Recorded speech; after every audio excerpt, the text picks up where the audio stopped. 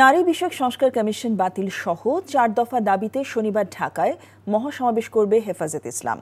সমাবেশ সফল করতে ও 4 দফা দাবির পক্ষে বিক্ষোভ সমাবেশ ও মিছিল করেছে সংগঠনটি।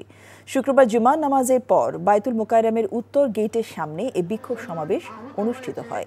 পরে একটি বিক্ষোভ মিছিল করেন তারা। সংগঠনটির 4 দফার মধ্যে রয়েছে নারী বিষয়ক সংস্কার কমিশন ও এর প্রতিবেদন বাতিল করা, সংবিধানে বহুত্ববাদের পরিবর্তে আল্লাহর উপর পূর্ণ আস্থা ও বিশ্বাস পুনর্বহাল করা, হেফাজতের নেতাকর্মীদের বিরুদ্ধে দায়ের হওয়া সব মামলা প্রত্যাহার ও শাপলা চত্বরে কথিত হত্যাকাণ্ড সহ সব গণহত্যার বিচার করা এবং ফিলিস্তিন ও ভারতে মুসলিম গণহত্যা ও নিপীড়ন বন্ধে সরকারকে ভূমিকা রাখার দাবি।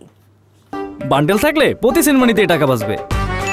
বিকাশ সেনমানি বান্ডেল কিনে জিতুন প্রতি লেনদেনে।